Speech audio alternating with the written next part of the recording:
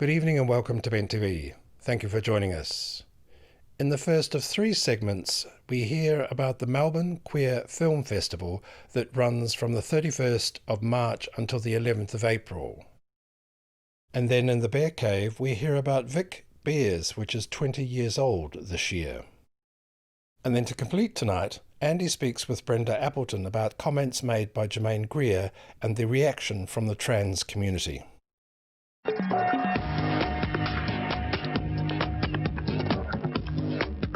Welcome to Bent TV. I'm Jess, and tonight I'm joined by Spiro Economopoulos, who's the Program Manager at the Melbourne Queer Film Festival. Spiro, thanks so much for joining us. Thanks for having me here, Jess. Now, the Melbourne Queer Film Festival kicking off on the 31st of March through till the 11th of April. That's right.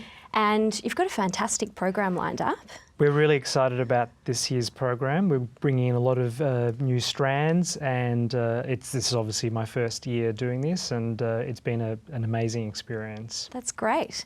And what I'm really keen to talk to you about tonight is the Australian features that you've got in this year's program. It's a really, really strong program this year, I have to say, starting with our centrepiece, which is Remembering the Man. And for those of you who don't know, Remembering the Man is a documentary about the very well-loved memoir Holding the Man by Timothy Gonnegrave. Obviously, we saw the film last year about that. And Remembering the Man is basically very rare sort of footage, interviews with Timothy and his partner John, and their friendship circle that were in their lives. And I think that's what I really loved about the documentary. It's something that I had seen a little while back and I've been pursuing for a while, so I was very excited to get it for MQFF.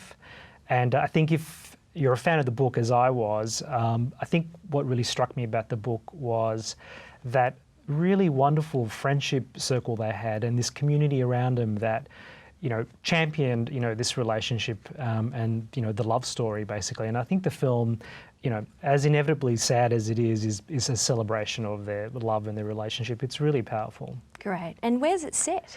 Well, it's a Melbourne story, and okay. I think what's really so I think for Melburnians in particular, it's going to be there's a lot of familiar sort of people in it and settings. And it sort of chronicles the advent of HIV/AIDS in Australia, which is another really interesting element of the film. So it's an interesting look at that experience here, which we haven't really seen in a lot of films before. So. Yeah, it hasn't really taken much of a stage, that story, has it? No, yeah. And obviously people that are familiar with the film and the book, I think the documentary will be, I think, a surprise and will offer a new perspective on that story. Great. Yeah.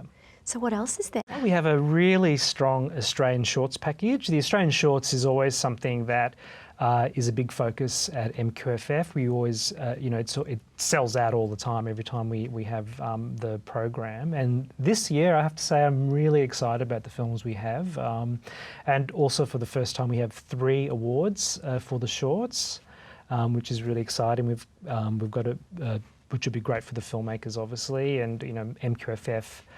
Champion Australian film, and I think this is an opportunity to do that. A lot of the filmmakers in the past that have been in the Shorts Awards have gone off to successful film careers, and so it's a really great stepping ground for them, basically. Great. And how do you judge the awards?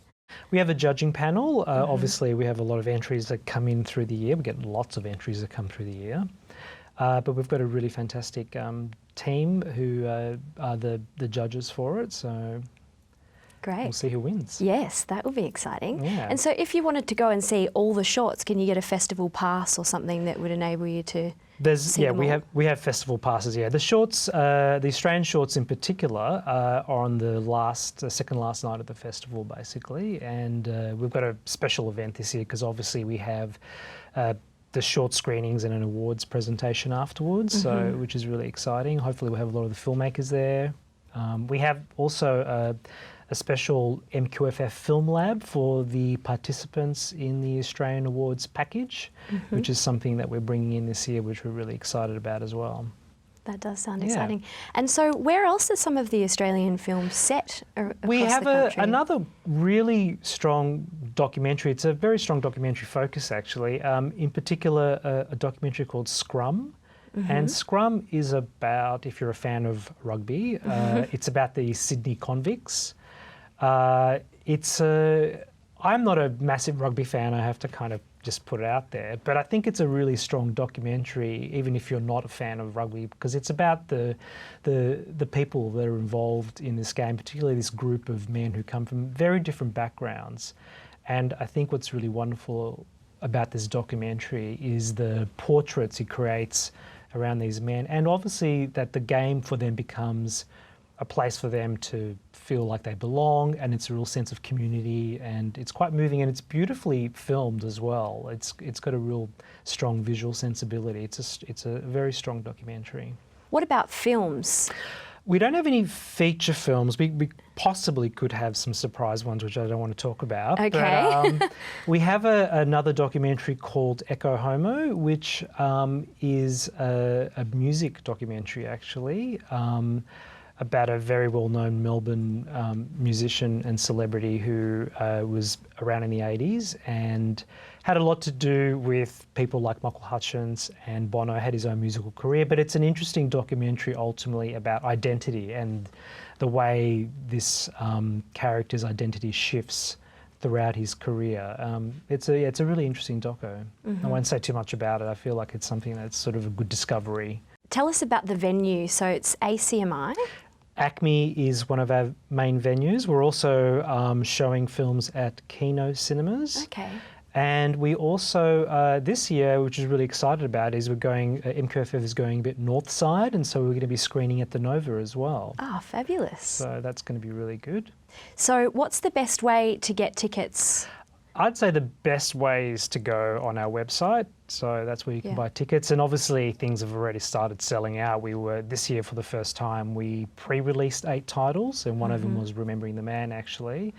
And they're going off. So you've got to get your tickets quick. So Remembering the Man, not sold out yet?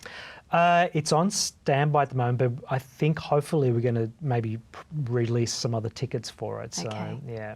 Great. And it sounds like it's a good way to go with those festival passes as well, if you're keen to see a few. They are, yeah. And like, you know, I'm obviously, I'm not prejudiced here, but there's a lot of really good films in there. So you got to get in there. Great. Well, thanks so much for joining us, Spiro. Thank you. You've been watching Vent TV, and I'm Jess. See you next time.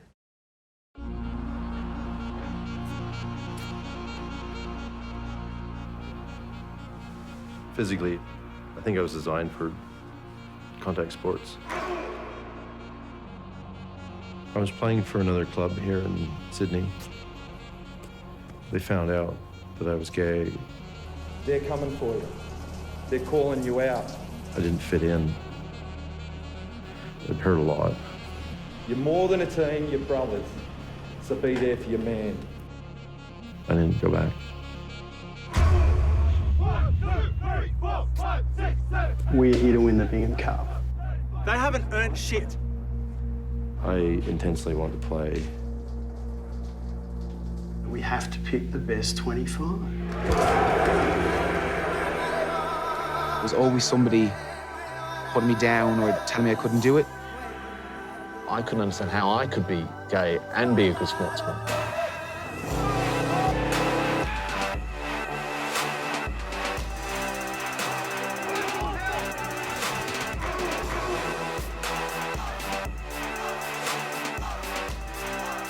Convicts forever. Forever a fucking convict.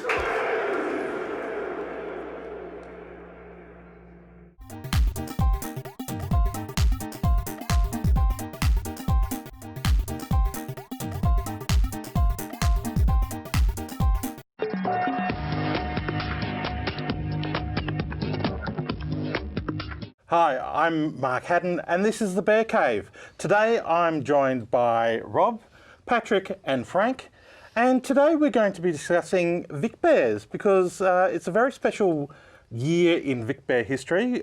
You're 20 years old, You're looking at me when you say I'm that. looking at you, Rob. I wish I was just 20 years old. Well, mate. Rob, you were one of the founding members, so you were there when it sort of almost there when it was Almost started. there. I think for a year or so that you could get in as a founding member way back there in 96, 97, in the very early years there were all formed. So yeah, I sort of stumbled But hold it, 96, 97, is that 20 years? It is? It is. It is, my God, it is. I know. when you add it Can't up like believe that. that. It's crazy. So what was those early years like? Oh, they were great. I mean, for me, it was coming out as well in Melbourne and discovering the Laird for the first time, but also a place where, you know, guys I was attracted to and lots of social activities and a lot of fun was happening. So for me, it was like I found my brothers, you know, I found my tribe, and it was great. There was a lot of activity with the club, a lot of get-togethers, lunches, which we've kept that tradition going for 20 years now.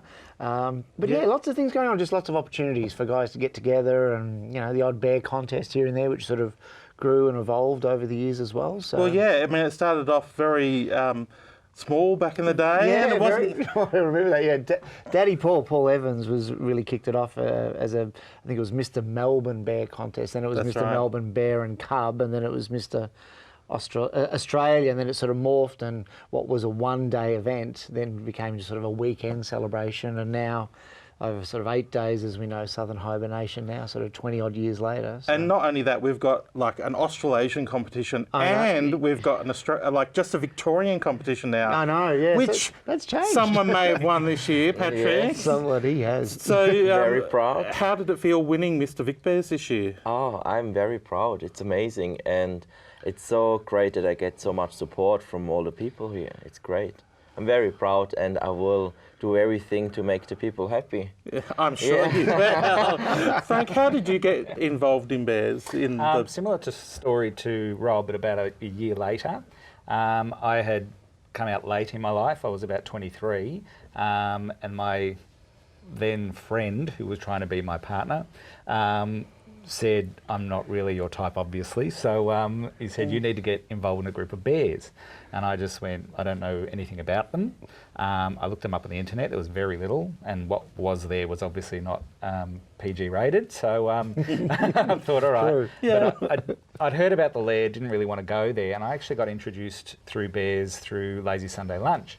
So that's also been going on for about 20 years. And it was, at that stage, it was in Paran and upstairs in a restaurant. So we weren't with all these other people who I didn't know either. So there's about 20 or 30 of us upstairs, and I made a few really good friends and things like that.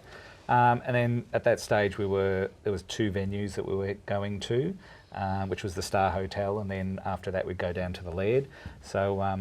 So we got to experience a whole different variety and group of people, and then I met up with my partners, and then after that we sort of weren't involved with the Bears so much, only because we were living our lives doing other things, but we were always kept in touch. We developed a business, and I kept in touch with Vic Bears by doing their presentation flowers for the Mr. Vic Bears competitions and things like that. And then I sort of fell off a bit with the job because it was so time consuming. And then the current president, Peter Undy, came along, chatted to me for a while, about 3 years. He said, if you're interested in becoming a committee member, would you like to attend a meeting? So I came to a meeting, and he said, what's your opinion? And I told him, and he said, that's why we need you on the committee. And I said, right, okay then. I said, I'll come in just and see how it works out. And in the space of 2 months, I ended up being the treasurer of the club, as well as the editor of the newsletter. And you're here right now, I'm here right now, representing. How do you think, guys, the Bears has changed over the 20 years, especially Vic Bears? Have you seen a big change, Rob, in the 20 years? I don't know if it's been a big change. I think the things that the club has always held true, like having lots of social opportunities and events for people to get together and that sort of connection, whether it's through the newsletter or communication. You know, in the last few years, social media's probably been a big change, and everyone now having like a small computer in your pocket on a phone that we can now connect with people. So that has changed. I think it's impacted a lot of things in the community in general about meeting people and dating and hooking up and all that stuff. So I think maybe, you know, you look at past events and get-togethers, they've shifted probably over 20 years, but we're always looking at innovative ways or trying to connect you know, to people with different, you know, whether it's through, we've got a new app, so people who like that instant news, the instant update on events, or the, you know, photos that are happening right now, as opposed to, you know, in the past it would have been waiting for that good old printed newsletter in the mail. Yeah, so that's a big shift. So that's a big change. Yeah, so isn't technology has impacted us, but I think a big change for the better has been we're more involved with the community and charity. So we're doing a lot more fundraising and able to raise a lot more funds for community groups in need. So that's probably a big shift I've seen. Fair enough. Patrick, what do you think about the Bears, and where do you see the Bears going especially Vic Bears, in the next couple of years? Because you're the future. Yeah, I am the future. And I think we will have a great future because we are great people, and the club is a real amazing club. The only thing what we have to do, and that's actually not just our club, the whole gay community, we have to tolerate each other and stop with the discrimination in our gay community. And the Vic Bears are great because I came about 3.5 years ago to Australia, and I had no friends, I had no family here in Australia, and I went to the LAD, I met a few members from the Vic Bears, and they told me, come along to the Vic Bears and you feel like home and you get like my own family. And it's true, I have now so great friends here. And it's beautiful that I get so much support, and that's what we have to do also in future, not just to have fun in this. Everything we have to support each other, because that's the most important thing. That's right. Frank, I believe there is a little bit of a celebration going on this year for the 20th anniversary.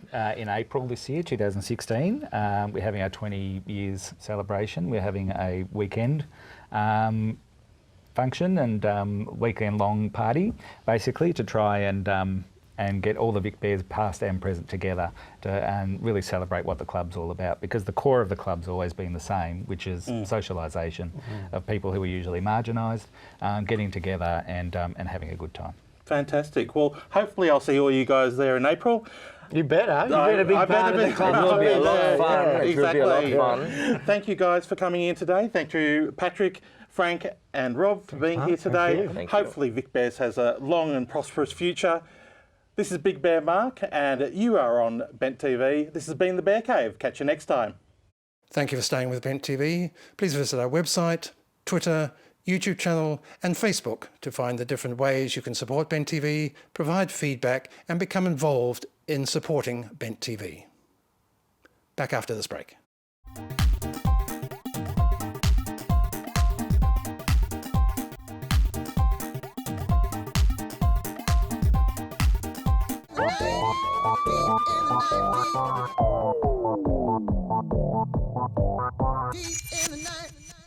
Hello there, I am Andy McNamara and you are watching Bent TV, and tonight I am speaking to Brenda Appleton. She is from Transgender Victoria, and we are going to talk about a very recent, interesting item in the media. Hello Andy. Hi Brenda. Good to be here. Thanks. I guess the article that I'm concerned about was one from Germaine Greer. Yep. And Germaine Greer, through the 60s and 70s, did a huge job for feminism. Totally. And recognised worldwide, and no one objects to that. The comment that Germaine Greer made recently, which was very hurtful, was her feeling that trans women, people assigned male at birth, now living as a woman, so trans women are really men in dresses. And she does not accept that being trans is a real state of affairs, and she doesn't accept that people can move from their male assigned birth. Can you explain, I guess it's sort of pretty obvious, but how does that make you feel? It makes me feel irate. I feel disenfranchised. I feel that it is an ill-informed comment. I think it's ignorant, and I think it is very harmful for those of us in the trans and gender diverse community. I'm very disappointed that somebody with her standing that commands press and media around the world would come out with what I consider to be such an outrageous comment. Many people within the community have reacted very negatively with it. And if Germaine Greer understood what people like myself and others have been through to I guess, get to where we've got to today. Most of us have had severe depression and anxiety. Most of us have had suicidal incidents. More than 40%, sometimes as high as 50% of trans and gender diverse people do attempt suicide. Right. So it's a rate of 25 to 30 times that in the general community. Right. We don't do what we do as a life choice. No. We don't do it on a whim. We do it because we need to be true to ourselves. It's who you are. It's who we are. And the ignorance of a comment from Germaine Greer and the damage that it does, and unfortunately the credence that it gives to some others, yes, is just very damaging. And I'm very disappointed that we continue to have this sort of vile comment coming from people who should know better. Yes. I guess in more recent years there's been a couple of times Germaine Greer has made comments that have surprised people. The one that stands out in my mind were about Julia Gillard, and she spoke about, instead of the policies or whatever, it was about the outfits and her bottom, and which was very, very surprising for someone known as a feminist. It just seemed ridiculous. Yeah, and it's difficult to...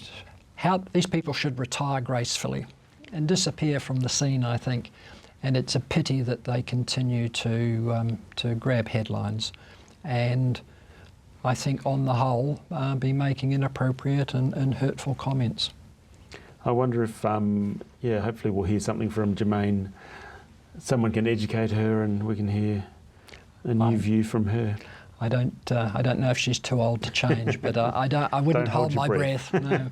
I think the other interesting development we've had this year has been the transition by Bruce Jenner to Caitlyn Jenner. Right, yes. And that's generated a huge amount of publicity worldwide.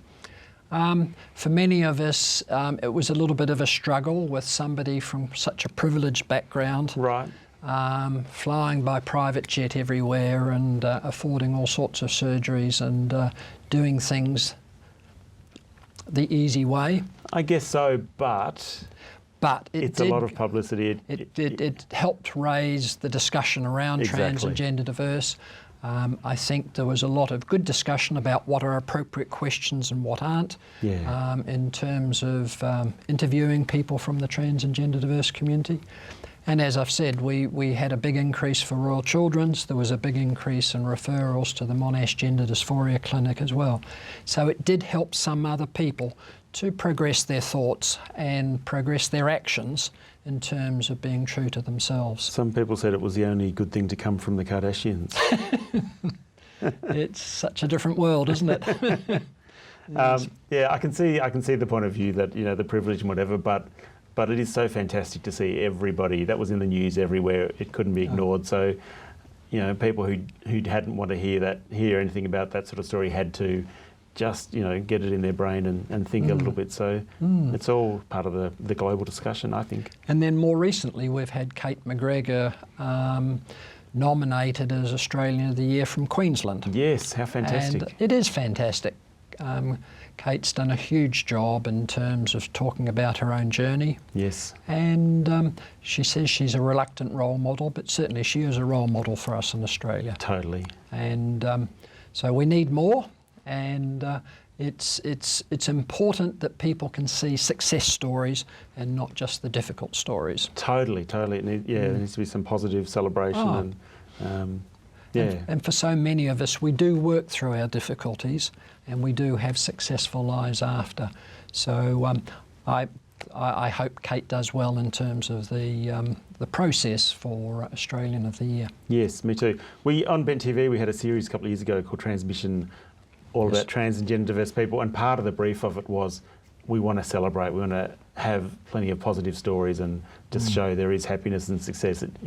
There's the gloom is real, but we need to just realise there's a light in the distance to aim for. Oh, very much so. And I think for young ones coming through, it is important to see that we can be powerful contributors to society. Yes. And as you're perhaps aware, I'm on the LGBTI task force, and I think that's a role that a trans person hasn't done before. Yes. We've got Ro Allen as the Commissioner for Gender and Sexuality.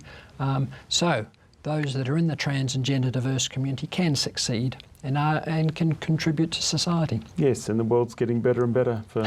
I think so. More balanced. Yeah, fantastic and diverse. Yes. Thank you, Brenda. Great to chat to you. Thank you. Thanks, Andy. You've been watching Bent TV. That's all the time we have for tonight. Thank you for watching. My name is Gavin Henderson. Please visit our website, YouTube channel, Facebook to keep in contact and support Bent TV.